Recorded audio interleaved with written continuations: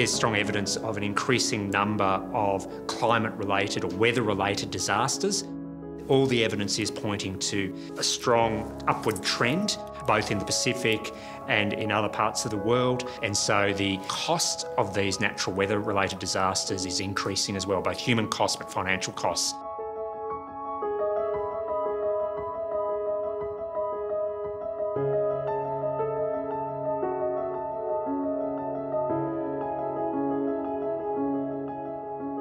Peacekeeping operations, by definitions, are transient entities. These are band-aids to help a society give it sufficient time to heal itself. But you cannot have a band-aid for 30 years. I mean, that's an impossibility.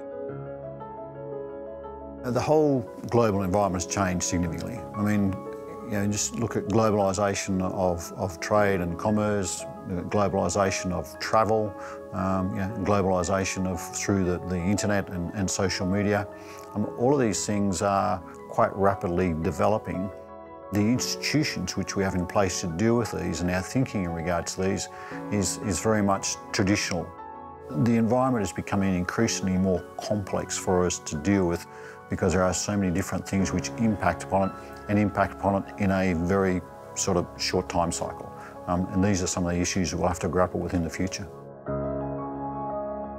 Well, I think it's so important for us to all feel like we're there in support of something that's not us, like a national agenda for change or peace or reconciliation, because then we can slot ourselves and our strengths and our comparative advantages in together behind something that will remain after we've all gone.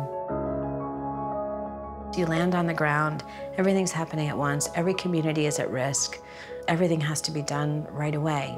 So how you prioritize really kind of depends on what crisis rises to the top that day. In a disaster response, and there I think the first responders are trained to know what to do first. But in the more sort of complex situations, there really is such a laundry list of different things to do, and it's just so important to lower expectations, be realistic about what can be accomplished. And that's a really, really hard call to make. But I think the leaders then who end up getting more done are ones who've made those choices. Protection of civilians, first and foremost, is the responsibility of the host country. Then, secondly, it is the responsibility of the peacekeeping operation. We are mandated to provide protection for civilians. This protection starts with encouraging the host state to adopt appropriate legislation, appropriate policies for respect for human rights. This is an encouragement role, facultative role, if you like. The displacement of people globally is a really major issue for all countries. There is literally tens and tens and tens of millions of people. Those people normally wouldn't leave if they didn't have to. And the reason they leave is because it's either too dangerous or they are persecuted for whatever reason, their religion, their ethnicity, all of these different things. If there is a reduction in conflict, there is peace and security, then people can actually start to deal with those basic things that they need, which are, the humanitarian of rule of law and good governance. Local capacity is developed as the frontline response, and what that means for women as the frontline responders, because usually when a crisis, particularly a disaster, happens, the people who are responsible for firstly saving lives, but also protecting assets, are women.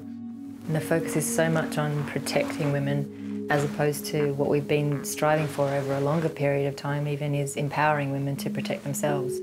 Empowering women to make them part of the mediations and the negotiations so that they're at the table and they have a stake and they have a voice. And we see women as victims a lot more than we see them as empowered actors. Everyone in peacekeeping has a responsibility to think through the impact of how we do our job and how we implement our mandate on all parts of the society, women included. You're still beholden to the host nation. The host nation is going to have to drive the train, if you will, on that old metaphor. But you'll have to take the clue from them and try to be a part of the solution without trying to be the solution.